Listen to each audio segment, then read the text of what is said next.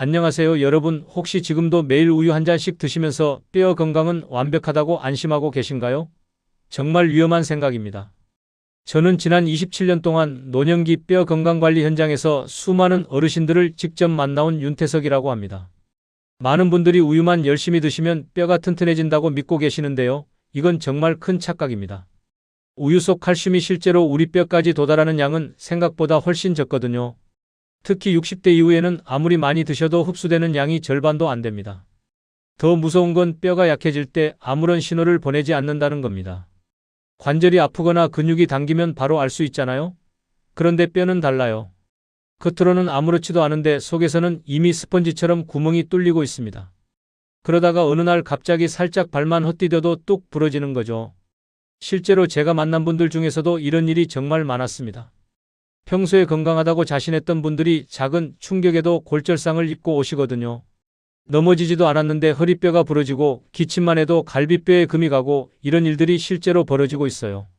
그런데 더 충격적인 사실은 이런 분들 대부분이 평소에 뼈 건강을 위해서 나름대로 노력하고 계셨다는 겁니다. 우유도 매일 드시고 칼슘 보조제도 챙겨 드시고요. 그럼에도 왜 이런 일이 생기는 걸까요? 문제는 단순히 칼슘을 많이 먹는 게 아니라 제대로 흡수시키는 방법을 모르고 계시기 때문입니다. 나이가 들면서 우리 몸의 흡수 시스템 자체가 변하는데 여전히 젊을 때와 같은 방식으로 관리하고 계시거든요. 오늘 영상에서는 여러분이 지금까지 몰랐던 뼈 건강의 진실을 낱낱이 파헤쳐 보겠습니다. 왜 우유만으로는 부족한지, 뼈가 조용히 무너지는 진짜 원인이 무엇인지, 그리고 70대 이후에도 뼈를 다시 튼튼하게 만들 수 있는 방법까지 모든 걸 알려드릴 거예요. 요즘 걸을 때 무릎이나 허리가 불안한 느낌 드시는 분들 계시나요? 그럼 제가 직접 경험한 사례부터 말씀드리겠습니다. 정말 충격적인 이야기거든요. 제가 3년 전에 만난 78세 정미자님 말입니다. 이분은 정말 모범적으로 건강관리를 하고 계셨어요. 매일 아침 6시면 어김없이 동네 뒷산으로 산책을 나가시고요. 우유도 하루 2잔씩 빠뜨리지 않고 드셨습니다. 칼슘 보조제까지 챙겨 드시면서 뼈 건강만큼은 자신 있다고 늘 말씀하셨거든요. 겉으로 봐도 정말 건강해 보이셨어요. 또래분들보다 훨씬 활발하시고 걸음걸이도 씩씩했습니다. 그런데 어느 날 아침 평소처럼 산책을 나가시다가 집 앞 계단에서 살짝 발을 헛디뎠대요. 넘어지지도 않았고 큰 충격도 없었는데 허리에 찌릿한 통증이 왔다고 하시더라고요. 처음엔 단순한 삐끗임이라고 생각하셨죠. 그런데 며칠 지나도 통증이 사라지지 않았어요. 오히려 점점 심해지면서 허리를 펴기가 어려워졌습니다. 결국 검사를 받아보니 허리뼈에 압박골절이 생긴 거였어요. 그것도 아주 작은 충격만으로요. 정미자님이 제게 하신 말씀이 아직도 생생해요. 나는 이렇게 열심히 관리했는데 왜 이런 일이 생긴 거냐고 정말 억울하다고 하시더라고요. 그 마음 정말 이해합니다. 누구보다 성실하게 관리해 오셨는데 이런 결과가 나왔으니까요. 그래서 저는 이렇게 설명드렸어요. 문제는 정미자님의 노력이 아니라 방향이었다고요. 아무리 많은 칼슘을 드셔도 제대로 흡수되지 않으면 소용없거든요. 특히 나이가 들면서 흡수 능력이 급격히 떨어지는데 그 부분을 놓치고 계셨던 거죠. 그 이후로 정미자님과 함께 식습관부터 차근차근 바꿔나갔습니다. 우유를 한 번에 많이 드시던 걸 하루 3번으로 나누어 드시도록 했고요. 칼슘 흡수를 돕는 음식들을 함께 드시도록 했어요. 아침마다 햇볕을 쬐는 시간도 늘리시고 짠 음식도 줄이셨죠. 6개월이 지나자 정말 놀라운 변화가 나타났어요.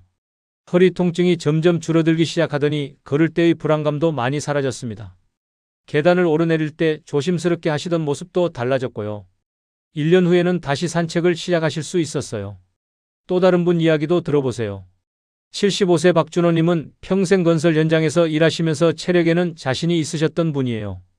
그런데 은퇴 후 소화가 점점 약해지면서 식욕도 떨어지고 체중도 줄었어요. 처음엔 나이가 드니까 당연한 일이라고 생각하셨죠. 그런데 어느 날부터 허리와 무릎에 이상한 통증이 계속되더래요. 별로 무리한 일도 안 했는데 뼈마디가 시큰거리고 아침에 일어날 때 특히 심했다고 하시더라고요. 검사를 받아보니 골밀도가 또래 평균보다 많이 낮았어요. 박준호님 경우는 위산 분비가 줄어들면서 칼슘 흡수가 제대로 안 되고 있었던 거였어요. 아무리 칼슘이 많은 음식을 드셔도 위에서 제대로 분해되지 않으니까 장으로 넘어가지 못했던 거죠. 그래서 식사할 때 레몬이나 식초를 조금씩 곁들이시도록 했더니 소화도 좋아지고 뼈 통증도 점점 줄어들었어요. 이런 사례들을 보면서 정말 안타까웠어요. 다들 나름대로 열심히 관리하고 계셨는데 정작 중요한 포인트를 놓치고 계셨거든요.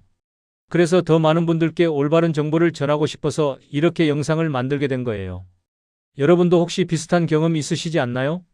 열심히 관리하고 있는데 왜 몸이 예전 같지 않은지 의아해 하시는 분들 정말 많거든요. 그런 분들을 위해서라도 이 영상 꼭 구독해 주시고 좋아요도 눌러주세요. 그리고 끝까지 보시면 여러분이 지금까지 놓치고 있던 핵심 포인트를 정확히 알 수 있을 거예요. 특히 오늘 영상에서는 3가지 중요한 내용을 다룰 건데요. 첫 번째로는 뼈가 조용히 무너지는 진짜 원인들을 하나하나 짚어보겠고요. 두 번째로는 지금 당장 실천할 수 있는 구체적인 방법들을 알려드릴 거예요. 마지막으로는 70대 이후에도 뼈를 다시 튼튼하게 만들 수 있다는 희망적인 이야기까지 들려드릴 예정이니까 절대 중간에 나가지 마시고 끝까지 봐주세요. 그럼 지금부터 뼈가 조용히 무너지는 진짜 원인들을 하나씩 파헤쳐 보겠습니다. 많은 분들이 뼈 건강하면 칼슘부터 생각하시는데요. 사실 문제는 칼슘을 얼마나 먹느냐가 아니라 얼마나 흡수하느냐에 있습니다. 지금부터 뼈를 무너뜨리는 진짜 원인들을 하나씩 살펴보겠어요. 가장 큰 첫 번째 문제는 바로 흡수되지 않는 칼슘입니다. 정말 많은 분들이 칼슘을 충분히 먹고 있다고 착각하고 계세요. 우유 한 잔에 칼슘이 얼마나 들어있는지 계산해서 하루 권장량을 채우려고 노력하시거든요. 그런데 이게 함정이에요. 서울대학교 의과대학 연구팀에서 발표한 자료를 보면 정말 충격적입니다. 20대 젊은 사람도 먹은 칼슘의 30% 정도만 실제로 흡수돼요. 그런데 60세가 넘어가면 이 흡수율이 15% 이하로 떨어집니다. 같은 양을 먹어도 절반밖에 흡수가 안 되는 거죠. 제가 만난 72세 김영자님이 딱 이런 경우였어요. 매일 우유를 2잔씩 드시고 멸치도 열심히 드셨는데 골밀도 검사를 받아보니 계속 낮아지고 있었거든요. 왜 그럴까 살펴보니 칼슘만 많이 드시고 흡수를 돕는 다른 요소들은 전혀 신경 쓰지 않고 계셨어요. 해결 방법은 칼슘과 함께 흡수를 돕는 환경을 만드는 거예요. 비타민 D를 충분히 섭취하고 적당한 산성 환경을 만들어주는 거죠. 그리고 무엇보다 한 번에 많이 먹지 말고 여러 번에 나누어 드시는 게 중요해요. 한 번에 500mg 이상 먹으면 흡수율이 급격히 떨어지거든요. 두 번째 문제는 위산 감소입니다. 칼슘이 우리 몸에 흡수되려면 먼저 위에서 잘 녹아야 해요. 위산이 칼슘을 이온 상태로 분해해야 장에서 흡수될 수 있거든요. 그런데 나이가 들면서 위산 분비가 크게 줄어들어요. 한국영양학회에서 조사한 데이터를 보면 70세 이후에는 위산 분비량이 젊을 때의 절반 이하로 떨어진다고 해요. 그러니까 아무리 칼슘을 많이 드셔도 위에서 제대로 분해되지 않는 거죠. 마치 돌덩이를 그냥 삼키는 것과 비슷해요. 제가 만난 75세 박준호님이 바로 이런 경우였어요. 소화가 점점 약해지면서 뼈 통증이 심해졌거든요. 식사할 때 산성 음식을 조금씩 곁들여 드시도록 했더니 몇 달 만에 흡수력이 눈에 띄게 달라졌어요. 레몬을 조금 짜서 물에 타서 드시거나 식초를 음식에 살짝 곁들이는 것만으로도 위산을 도울 수 있어요. 단, 속이 불편하신 분들은 아주 소량부터 시작하셔야 해요. 무리하면 오히려 위에 부담을 줄 수 있거든요. 세 번째는 비타민 D 부족입니다. 비타민 D는 칼슘을 뼈로 운반하는 택시 같은 역할을 해요. 아무리 칼슘이 많아도 비타민 D가 없으면 뼈까지 도달할 수 없어요. 그런데 나이가 들수록 햇볕을 쬐는 시간이 줄어들죠. 대한골다공증학회 조사를 보면 65세 이상 어르신들의 80%가 비타민 D 부족 상태라고 해요. 실제로 제가 만난 68세 이순자님도 외출을 거의 하지 않으시면서 비타민 D 수치가 매우 낮았어요. 이순자님께 아침마다 10분씩 햇볕을 쬐시도록 권했더니 3개월 만에 수치가 정상으로 돌아왔어요. 그리고 무엇보다 중요한 건 유리창을 통한 햇빛은 효과가 없다는 거예요. 반드시 직접 피부에 닿는 햇빛이어야 비타민 D가 만들어져요. 하루에 10분에서 15분 정도면 충분해요. 너무 오래 쬐면 오히려 피부에 해롭거든요. 특히 오전 10시에서 오후 2시 사이가 가장 효과적이에요. 네 번째 문제는 짠 음식과 커피입니다. 나트륨은 칼슘의 천적이에요. 짠 음식을 많이 먹으면 나트륨이 칼슘을 끌고 다니면서 소변으로 배출시켜버려요. 게다가 커피나 차에 들어있는 카페인도 칼슘 흡수를 방해해요. 한국식품영양과학회 연구에 따르면 나트륨 섭취량이 하루 권장량의 2배가 넘으면 칼슘 손실이 40%까지 늘어난다고 해요. 70세 조성호님은 국물 요리를 특히 좋아하셨는데 국물까지 다 드시는 습관이 있으셨거든요. 조성호님께 국물은 반만 드시고 커피도 하루 한 잔으로 줄이시도록 했더니 허리 통증이 먼저 줄어들었어요. 완전히 끊을 필요는 없어요.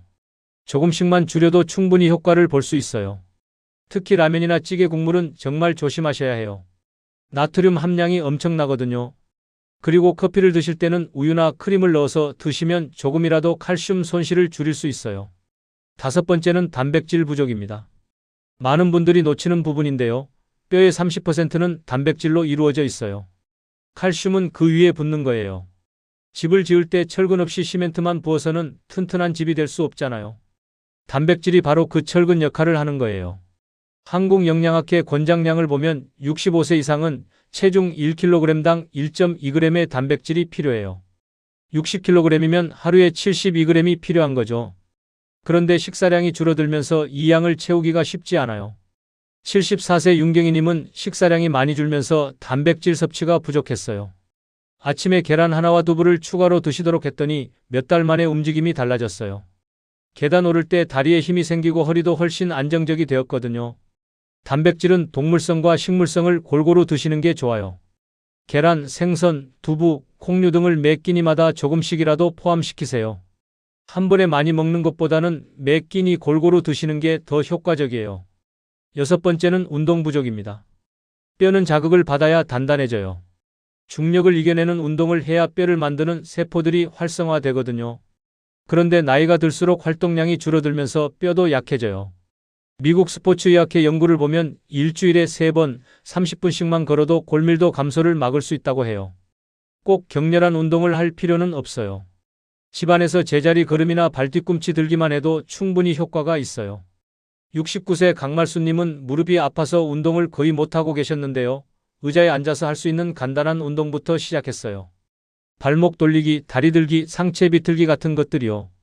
3개월 후에는 짧은 산책까지 할 수 있게 되었어요. 마지막 7번째는 스트레스와 수면 부족입니다. 스트레스 호르몬인 코르티솔이 많이 분비되면 뼈를 만드는 세포를 억제해요. 그리고 잠을 제대로 자지 못하면 성장 호르몬 분비가 줄어들면서 뼈 재생이 늦어져요. 서울대학교 의과대학 연구팀에 따르면 만성 스트레스 상태에 있는 사람들은 골밀도가 정상인보다 15% 낮다고 해요.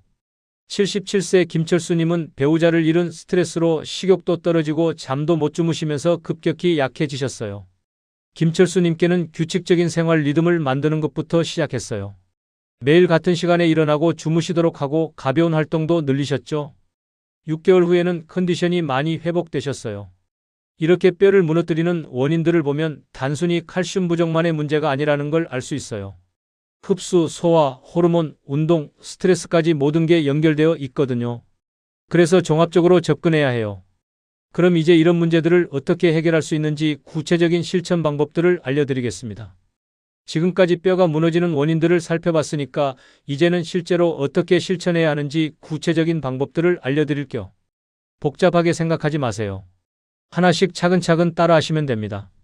먼저 칼슘 섭취 방법부터 바꿔보세요. 한 번에 많이 먹는 건 정말 비효율적이에요.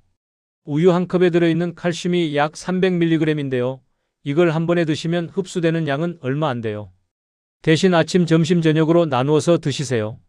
아침에는 우유 반 컵과 치즈 한 조각, 점심에는 멸치나 두부 요리, 저녁에는 우유 반 컵이나 요구르트 이렇게 나누어 드시는 거예요. 이렇게 하면 흡수율을 훨씬 높일 수 있어요. 특히 속이 불편하신 분들은 식사 중간에 드시면 부담이 덜해요. 그리고 칼슘과 함께 드시면 좋은 음식들도 있어요. 브로콜리, 케일, 시금치 같은 녹색 채소에는 칼슘도 많고 흡수를 돕는 비타민 K도 들어있거든요. 하루 중 언제 칼슘을 드시고 계신가요? 지금부터라도 나누어서 드셔보세요. 두 번째는 햇볕 쬐기 루틴을 만드시는 거예요. 비타민 D는 정말 중요한데 음식만으로는 부족해요. 반드시 햇볕을 쬐셔야 해요. 하루에 10분에서 15분이면 충분하니까 부담 갖지 마세요. 가장 좋은 시간은 오전 10시에서 오후 2시 사이예요. 이때 자외선 B가 가장 강해서 비타민 D 생성에 효과적이거든요. 겨울에는 조금 더 오래, 여름에는 조금 더 짧게 조절하시면 돼요. 그리고 꼭 기억하셔야 할 게 유리창을 통한 햇빛은 소용없다는 거예요. 베란다에 나가시거나 창문을 열고 팔을 내밀기만 해도 돼요. 얼굴과 팔 정도만 햇볕에 노출되어도 충분해요. 자외선 차단제를 바르면 비타민 D가 만들어지지 않으니까 짧은 시간만큼은 그냥 쬐시는 게 좋아요. 오늘 아침 햇볕은 보셨나요? 내일부터라도 시작해보세요. 세 번째는 소화력을 높이는 방법이에요. 위산이 부족해서 칼슘 흡수가 안 되는 분들이 정말 많거든요. 식사할 때 산성 음식을 조금씩 곁들여 보세요. 레몬을 물에 짜서 드시거나 사과 식초를 음식에 살짝 뿌리는 거예요. 김치나 된장, 요구르트 같은 발효식품도 좋아요. 유산균이 소화를 도와주거든요. 단, 속이 쓰리신 분들은 아주 소량부터 시작하셔야 해요. 레몬물도 너무 진하게 타지 마시고 물 한 컵에 레몬 몇 방울 정도로 시작하세요. 그리고 천천히 드시는 것도 중요해요. 급하게 먹으면 위산 분비가 부족해질 수 있어요. 한 입 먹고 20번 정도는 꼭꼭 씹어서 드세요. 소화도 잘 되고 포만감도 빨리 와요. 평소에 얼마나 천천히 드시고 계신가요? 네 번째는 나트륨을 줄이는 방법이에요. 완전히 끊을 필요는 없어요. 조금씩만 줄여도 큰 효과를 볼 수 있거든요. 국물 요리를 드실 때는 건더기 위주로 드시고 국물은 반 정도만 드세요. 라면을 드실 때도 스프를 다 넣지 마시고 절반만 넣어보세요. 처음엔 심심할 수 있지만 금방 적응되세요. 대신 파, 마늘, 양파 같은 향신료를 더 넣으면 맛이 훨씬 좋아져요. 짠 반찬보다는 나물이나 샐러드를 더 많이 드시고요. 외식할 때는 소스를 따로 달라고 해서 찍어 드시는 것도 좋은 방법이에요. 오늘 드신 음식 중에서 가장 짠 건 뭐였나요? 내일부터는 그 음식부터 조금씩 줄여보세요. 다섯 번째는 단백질을 충분히 드시는 거예요. 매 끼니마다 단백질을 꼭 포함시키세요. 아침에는 계란이나 우유, 점심에는 생선이나 두부, 저녁에는 닭가슴살이나 콩류 이렇게 말이에요. 한 끼에 너무 많이 드시려고 하지 마시고 조금씩이라도 꾸준히 드시는 게 중요해요. 계란 하나, 두부 반모 정도씩만 드셔도 충분해요. 소화가 어려우신 분들은 부드럽게 조리해서 드시면 돼요. 생선은 뼈째 먹을 수 있는 멸치나 정어리가 좋고요. 고기는 기름기를 빼고 삶거나 찜으로 드시는 게 소화에 좋아요. 어제 드신 단백질 음식은 뭐가 있었나요? 부족했다면 오늘부터 한 가지씩 더 추가해 보세요. 여섯 번째는 적당한 운동이에요. 너무 무리하지 마시고 할 수 있는 범위 내에서 시작하세요. 집안에서도 충분히 할 수 있어요. 의자에 앉아서 발목 돌리기, 다리 들기, 팔 벌리기 이런 것들부터요. 제자리에서 발 뒤꿈치 들기는 특히 뼈에 좋은 운동이에요. 10번씩 3세트만 해도 충분해요. 처음엔 5번부터 시작해서 점점 늘려가세요. 무릎이 아프신 분들은 의자를 잡고 하시면 안전해요. 날씨가 좋으면 집 앞을 천천히 걸어보세요. 10분만 걸어도 뼈에는 좋은 자극이 돼요. 무리해서 멀리 갈 필요 없어요. 집 주변을 몇 바퀴 도는 것만으로도 충분해요. 오늘은 얼마나 움직이셨나요? 내일은 5분만이라도 더 움직여보세요. 마지막으로 스트레스 관리와 수면이에요. 충분한 잠을 자는 게 뼈 건강에도 중요해요. 밤 11시 전에는 주무시려고 노력하시고 아침에는 같은 시간에 일어나세요. 규칙적인 생활 리듬이 호르몬 분비에도 도움이 되거든요. 스트레스를 완전히 없앨 수는 없지만 관리는 할 수 있어요. 좋아하는 음악을 듣거나 가벼운 독서, 친구와의 대화 같은 것들이 도움이 돼요. 명상이나 심호흡도 좋고요. 하루에 한 번은 마음을 편하게 하는 시간을 가져보세요. 어젯밤에는 몇 시에 주무셨나요? 이렇게 하나씩 실천하다 보면 분명히 변화를 느끼실 거예요. 중요한 건 완벽하게 하려고 하지 마시고 할 수 있는 것부터 차근차근 시작하는 거예요. 오늘 중에서 가장 쉬운 것 하나만 골라서 당장 해보시겠어요? 오늘 긴 시간 동안 함께 해주셔서 정말 감사합니다. 지금까지 우리가 함께 살펴본 내용을 한 번 더 정리해 드릴게요. 가장 중요한 건 우유만 마시면 뼈가 튼튼해진다는 생각에서 벗어나는 거예요. 칼슘을 아무리 많이 드셔도 제대로 흡수되지 않으면 소용없거든요. 특히 60세 이후에는 흡수율이 절반 이하로 떨어진다는 사실 꼭 기억하세요. 뼈가 조용히 무너지는 진짜 이유는 단순한 칼슘 부족이 아니었어요. 위산 감소로 인한 소화 문제, 비타민 D 부족, 과도한 나트륨 섭취, 단백질 부족, 운동 부족, 그리고 스트레스와 수면 부족까지 모든 게 연결되어 있었죠.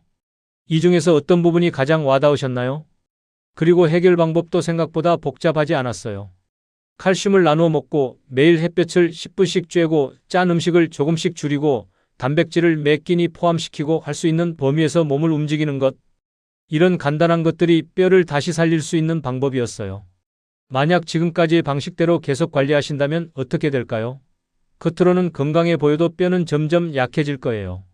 작은 충격에도 골절이 생기고 움직임이 불안해지고 결국 활동 범위가 급격히 줄어들 수밖에 없어요. 그렇게 되면 삶의 질이 크게 떨어지죠. 하지만 오늘부터 방향을 바꾸신다면 완전히 다른 결과를 보실 수 있어요. 70세, 80세가 되어도 뼈는 다시 단단해질 수 있습니다. 실제로 제가 관리했던 많은 분들이 그걸 증명해 주셨거든요. 계단 오를 때의 불안감이 줄어들고 허리 통증이 사라지고 전반적인 활력이 되살아나는 걸 직접 보셨을 거예요. 그럼 오늘부터 당장 실천할 수 있는 3가지를 제안 드릴게요. 첫 번째, 내일 아침 10분만 햇볕을 쬐어보세요. 창문을 열고 베란다에 나가셔도 좋고 집 앞을 잠깐 걸어도 좋아요. 두 번째, 오늘 저녁 식사에 단백질을 하나 더 추가해보세요. 계란, 두부, 멸치 뭐든 좋으니까 조금이라도 더 드셔보세요. 세 번째, 다음 식사할 때 국물을 평소보다 절반만 드셔보세요. 이 3가지만 지켜도 변화의 시작을 느끼실 거예요. 다음 영상에서는 오늘 말씀드린 내용을 바탕으로 실제 하루 식단을 짜드릴게요. 아침에는 뭘 먹고 점심에는 뭘 먹고 저녁에는 뭘 먹어야 뼈에 가장 좋은지 구체적으로 알려드릴 거예요. 장 볼 때 뭘 사야 하는지, 어떻게 요리해야 하는지까지 아주 쉽고 자세하게 설명해 드릴 예정이니까 꼭 기다려주세요. 여러분은 오늘 내용을 듣고 어떤 생각이 드셨나요? 지금까지 놓치고 있던 부분이 있었나요? 오늘부터 실천해 보실 계획이 있으시면 댓글로 한 줄만 남겨주세요. 어떤 것부터 시작하실 건지 궁금해요. 여러분의 작은 변화 하나하나가 저에게는 큰 힘이 됩니다. 그리고 주변에 뼈 건강 때문에 고민하는 분들이 계시면 이 영상을 꼭 공유해 주세요. 올바른 정보 하나가 누군가의 건강을 지킬 수 있거든요. 오늘도 끝까지 들어주셔서 정말 고맙습니다. 다음 영상에서 또 만나요.